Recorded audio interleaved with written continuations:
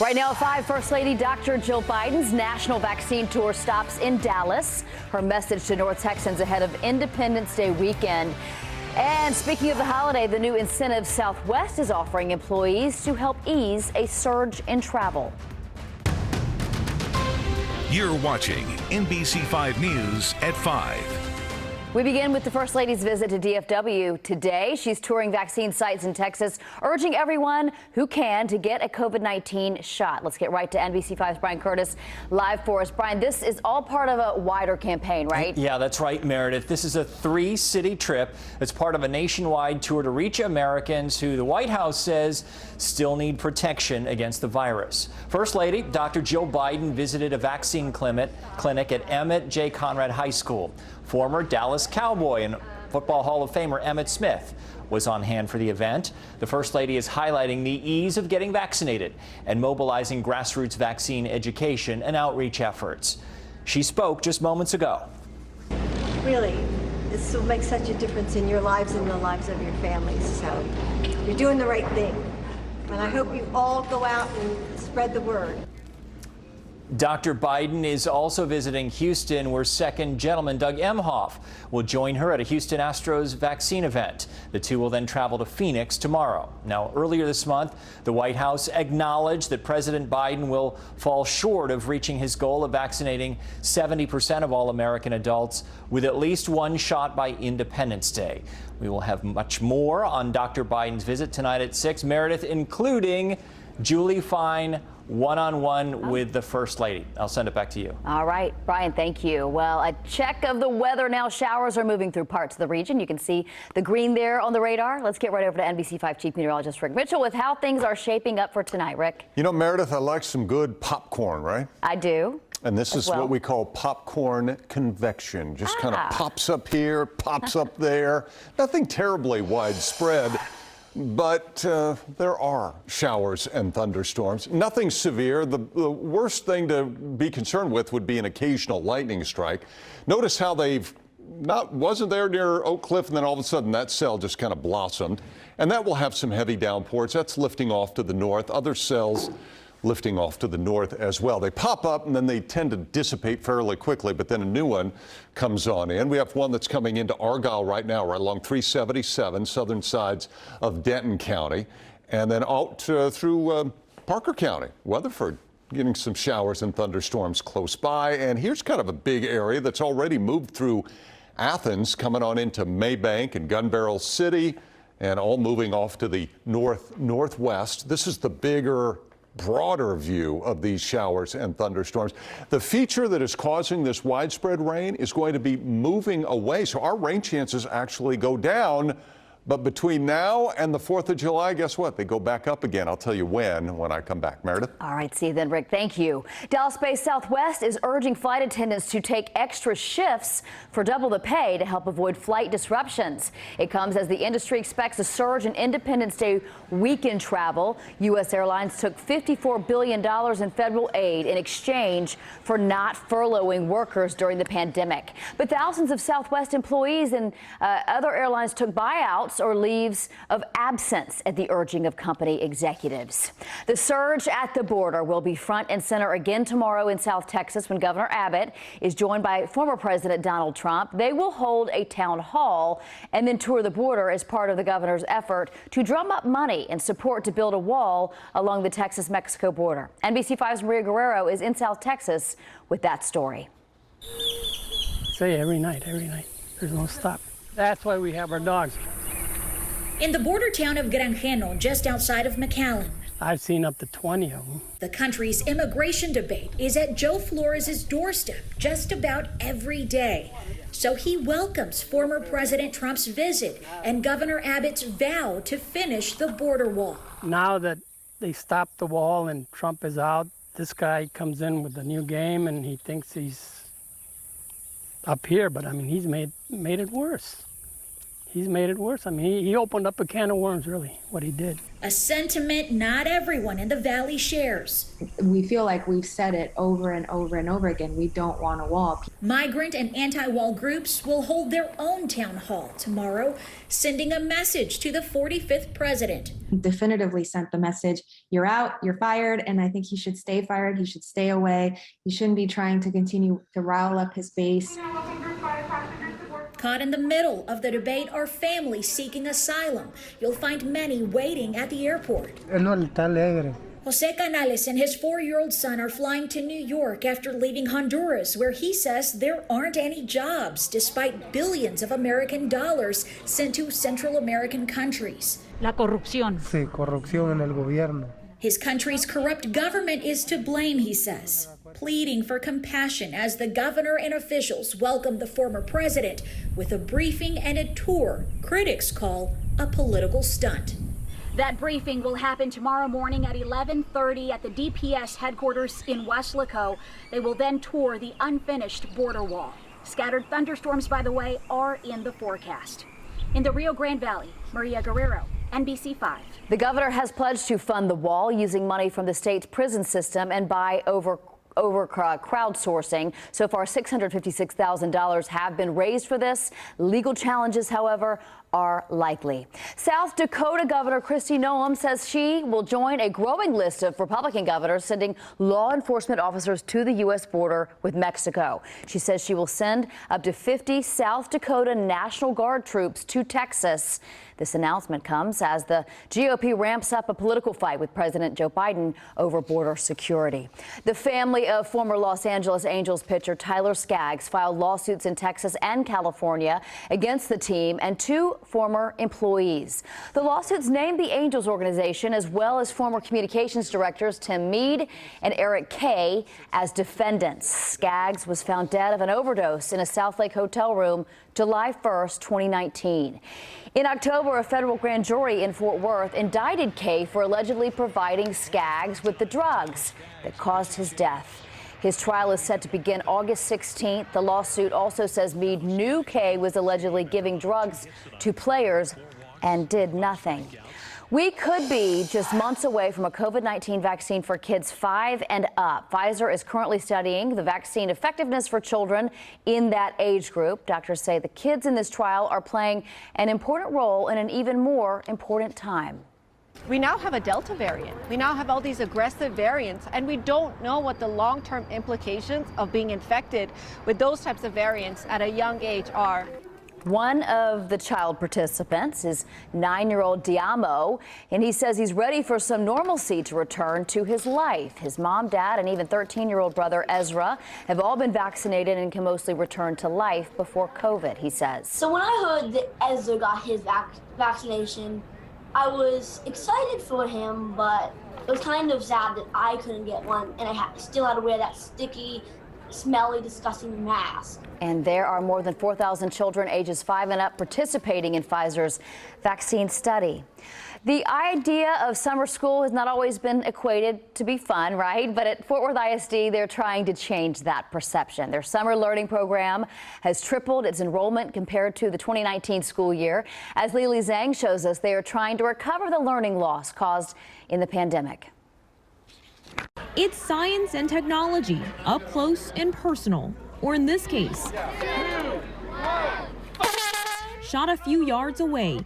This year, more than 15,000 students are enrolled through Fort Worth ISD's Summer Launch Program, a chance for students to catch up or build on what they've learned and recover credits lost during a school year impacted by the pandemic. We know that the pandemic has been extremely difficult for our families, irrespective of family income or home language. We want to provide an opportunity for all students. Students like Alexander Padilla, soon to be a 4th grader, spending part of his summer here. I'm just thinking about learning more about math and reading to be a lot more smarter. And it's great meeting some new friends. Did you read that part? Superintendent Dr. Kent Scribner says the program is meant to be academic and engaging, marking a return to in-person learning. The best way forward, he says. We know that the best pace for our students are in our classrooms. As they plan for a new school year in mid-August. In Fort Worth, Lili Zheng, NBC 5. This summer program runs through July 22nd. The new school year begins August 16th. Well, tomorrow, Fort Worth ISD graduates are invited to a job fair with Tarrant County employers. It's a virtual event and is slated from 9 a.m. until 2 p.m. and you'll have to register beforehand. Dallas-born and raised Sha'Carri Richardson will be off to Tokyo, but she's inspiring young athletes back at home. She teaches me, like, no matter what you have going on, to keep running, to keep going hard. So I really appreciate that about her. I really do. Tonight, the hometown inspiration brewing at Richardson's old high school. Plus, the NCAA is taking a bold step forward on athlete pay, how it could transform college sports nationwide. But first, here's what's coming up on NBC Nightly News with Lester Holt at 5:30. The mixed messages over mask wearing for vaccinated people. I asked Dr. Fauci to cut through the confusion tonight, also with eyes focused on the migrant surge. A look at how drug cartels are pouring more fentanyl into the country when we see you back here tonight. Closed captioning of NBC5 News sponsored by Don Davis Auto Group. Celebrate freedom of choice and the pursuit of happiness at Don Davis Auto Group in Arlington. Back now with the latest on the South Florida condominium collapse. 6 days after the 12-story building fell to the ground, search and rescue teams continue to work through the rubble looking for survivors. It is a very difficult scene, and they are leaving no stone unturned, and they're going to continue to do that. But it's been a very, very difficult time. It's still not clear what caused the collapse. We do know a 2018 engineering review found major structural damage underneath the pool deck and failing repairs to the concrete in the underground parking garage. Less than 3 months before the tower fell, the condominium board president warned residents that, quote, the observable damages, such as in the garage, have gotten significantly worse since the initial inspection. This is a very tight-knit community, and will remain that way. But officials in Surfside need to be held accountable. The search will continue into the night and tomorrow. The White House announced today that the president and first lady will travel to the site Thursday. Back here at home, the search is on for the gunman who shot and killed a 16-year-old in East Fort Worth. Police say the teenage boy was pronounced dead at the scene. He'd been hit multiple times in the breezeway of an apartment building on Weiler, just north of East Lancaster Boulevard. At this point, officers don't know who killed him. A truck smashes into a Dallas home in the Oak Cliff neighborhood, and the homeowner says it crashed into his child's bedroom. Luckily, he says his child went into the bathroom moments before this.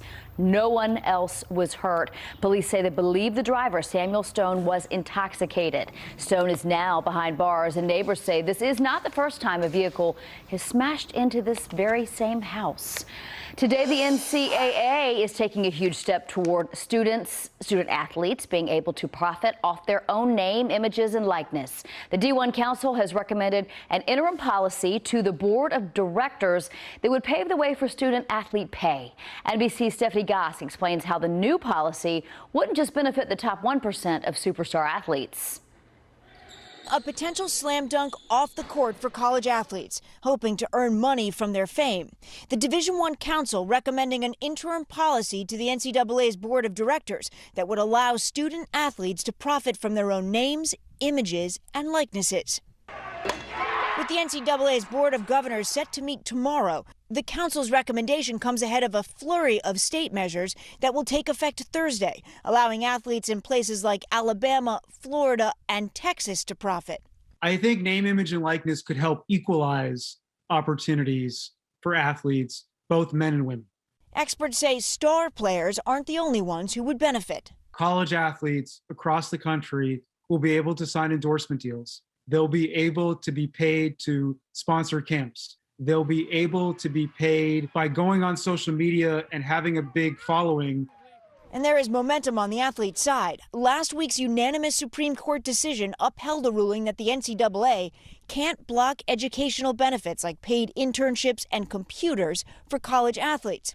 In his opinion, Justice Brett Kavanaugh slammed the NCAA for thinking it's above antitrust laws, writing in part, "The labels cannot disguise the reality. The NCAA's business model would be flatly illegal in almost any other industry in America." For me, the next point is just educating myself on what comes out, what the NCAA decides to do. Graham Mertz, the quarterback for the University of Wisconsin, took to Twitter Monday, unveiling his own logo.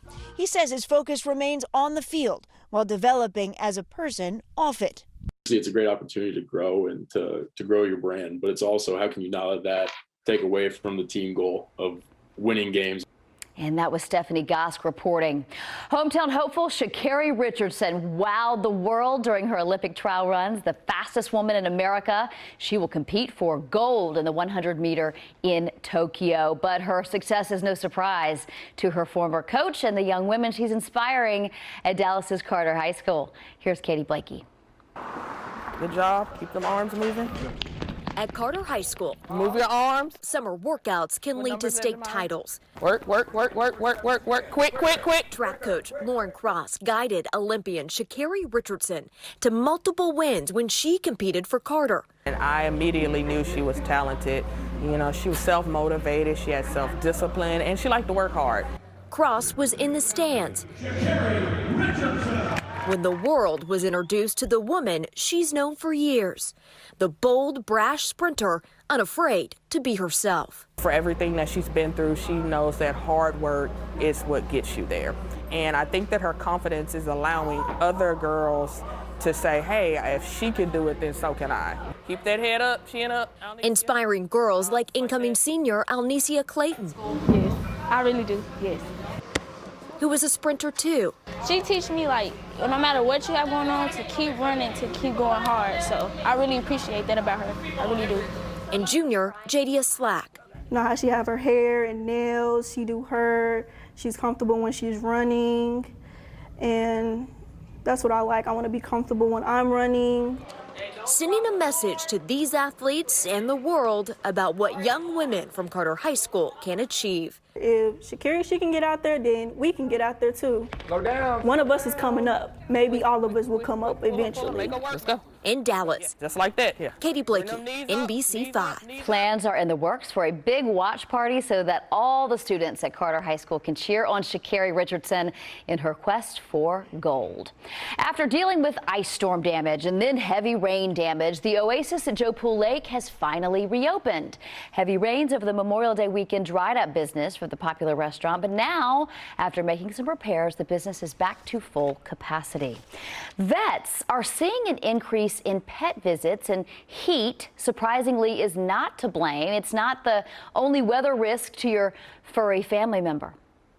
With the rain that we've had, we've seen a lot of snake bites. We see rattlesnakes, copperhead bite. Veterinarians say snake bites are one of the top reasons for vet visits. Snake populations spike after storms, and snakes aren't the only harmful pests. Vets say be sure to give your pet flea prevention medication. Golly, another thing we can blame the weather on. Chief Meteorologist Rick Mitchell over there. I think I'd freak out if I had to deal with a rattlesnake bite from my dog. Oh, kidding. That would be frightening. Meredith, we've had these spotty afternoon showers and thunderstorms. Some people getting some downpours, others not getting much. This is the view from Fort Worth. We're looking to the west out into Parker County. And you see how bubbly those clouds are? Those are actually a few showers that are out there, but not much going on in Fort Worth. Still muggy, but not terribly hot the next few days. It's going to be very similar to what we had today. Spotty pop-up thunderstorms, but I think tomorrow and Thursday, the coverage is even lower than what we've had today. Then a cold front comes in Friday, so those chances go back up a little bit, and then they come back down just in time for the holiday weekend. I'm pretty confident that a lot of us are just going to be completely dry for the 4th of July weekend. Here's the S-band radar. We've had some showers that have been bubbling up in Dallas County. Here's one right along Inwood Road, briefly producing heavy rain, and then they kind of fall apart. Others moving on into Denton County, rain falling around the Argyle area and Corinth, down into northern sections of Tarrant County, not much. And then these are the showers I was telling you about that we could see from our camera, and they are in Parker County, heavier cell very close to, if not right on top of Weatherford and Springtown. And this is probably our strongest storm right here. This is just on the west side of Cedar Creek Lake. Boy, look at all the lightning with that. That's what you really got to keep an eye out for. Look at this gust front. You see that little green line coming out from that thunderstorm? That's rain-cooled air that is kind of spreading out ahead of those showers and thunderstorms. And these are fairly widespread. They're going to decrease as we go through the evening hours. 20% chance of showers and thunderstorms tomorrow and Thursday, 50-50 shot on Friday, and then back to Saturday and Sunday, about a 20% chance. As we go through the next few days, Futurecast, not much showing up tomorrow morning. There's tomorrow afternoon. And as we get on into Thursday, not a whole lot going on. And we'll likely see showers, not much of them tomorrow. Mid-70s tomorrow. We'll top out right around 90 tomorrow afternoon, lower 90s as we go through Thursday. And then here's our cold front on Friday. That's going to keep on moving down to the south, and that dries us out for Saturday and the 4th of July. So the forecast tonight looks like this. Mainly clear, then just cloudy overnight. 74 for the low. Tomorrow up to 90. Slight chance for a thunderstorm. 10-day forecast does call for a low shot for thunderstorms as we head into next week. But Meredith, they will be hit and miss. All righty, thank you so much. And new tonight, Dallas tops a new nationwide list of cities with the most dangerous drivers. The new police campaign launching this holiday weekend to keep roads safe. Stay with us. NBC 5 weather is sponsored by Frontier Fiber Optic. Not all internet is created equal. Tomorrow at 3 p.m. on NBC 5. Dallas and Fort Worth have some of the most dangerous drivers in the country. Dallas tops the list, according to RV rental company Outdoorsy. The company's March ranking of the top 10 most dangerous cities for driving is going around social media. Outdoorsy used data from the National Highway Traffic Safety Administration to create this list, and now police are stepping up patrols starting this July 4th weekend and will continue to watch the streets into the coming months. We'll be right back. Stay with us.